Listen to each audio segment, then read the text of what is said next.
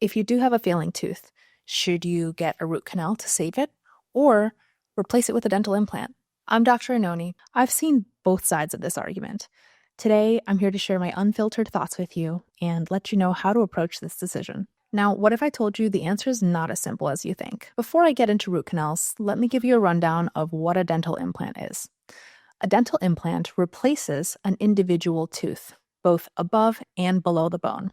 The implant is like a screw that gets placed into the bone, and then a connector is placed into that implant and a crown over the top of it that functions and looks like a natural tooth. Aside from individual implants, there's also implant bridges, where more than one implant will be used to connect a span of teeth, or something like a full mouth or all-on-4 procedure. This type of procedure replaces all of the teeth in the mouth with a beautiful prosthetic that, in some cases, can be delivered in just 24 hours.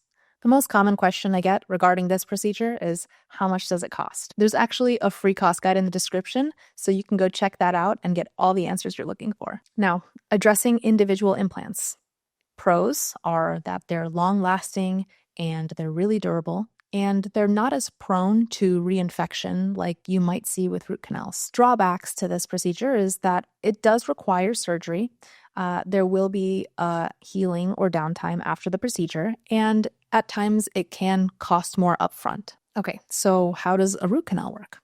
A root canal is a procedure where the tooth is hollowed out and the canals within the tooth that hold the nerve space are sterilized and cleaned and then sealed. This is designed to save your natural tooth. Pros here are that it does save your natural tooth and it helps to maintain alignment of the surrounding teeth.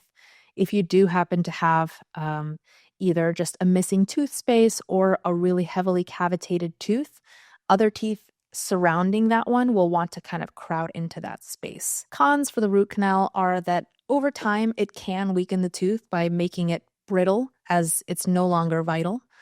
And there is a potential for reinfection if the root canal is not performed properly. When you look at your front teeth, each of these typically have just one canal. In some rare cases, some of the lower teeth can have 2 canals. When you start getting back to the molars, in particular the upper molars, those will have at least 4 canals. I've actually seen ones with 6. When you start getting that complicated and looking at lateral canals, the chance for reinfection can be high because it's very difficult to seal every single branch of every nerve. Any decayed or necrotic dead tissue that's left behind is a potential for reinfection down the line. But here's the real question. What's the right choice for you, your body, and your health? The truth is that either can be a terrible choice if you make this one mistake. And I will get to that. But first, if I had to choose for myself, here's what I would consider: longevity, risk of future problems, and overall health impact. In cases where the decay or the problem with the tooth remains at least 2 millimeters above the bone level and there's no fracture in the tooth, I would say a root canal would make sense, especially if it's an uncomplicated one. In cases where the tooth has already been root canal treated and you're looking for a retreatment, those particular cases are 50-50. Typically not a very high success rate, so I might lean dental implant there. Additionally, if the decay or the tooth fracture happens to extend below a 2 millimeter margin or below the bone level, then I would say an implant might be a better choice, because when you go to hang a crown off of a root canal tooth that doesn't have a lot of natural tooth structure above the bone, the crown is really not going to last you a long time most of the time. But in reality, every mouth and every body is different. Medical history, bone quality, and current and past medication can heavily impact this decision as well. And here's that big thing that can lead to a terrible decision for either of these. What most people don't realize is that one of the most important variables in selecting root canal or dental implant hinges upon the experience of the provider. It's not just the procedure, it's who's performing it. Like, take dental implants, for instance. Did you know that any dentist can just take a weekend course and start placing all-on-4 dental implants? At Nuvia, our surgeons have hundreds, if not thousands, of these cases under their belts.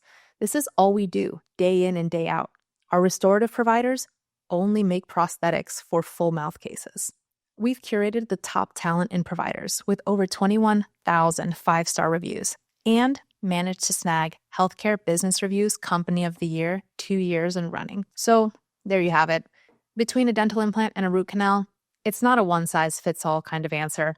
You really need to trust your provider and make sure that you're comfortable with the decision that you're making about your healthcare and your body. Now, of course, there are some problems with dental implants that you could really only know if you've had them yourself. Meet Ricky. He's had full mouth dental implants for over 2 years now, and he's going to tell you all about the good and the bad.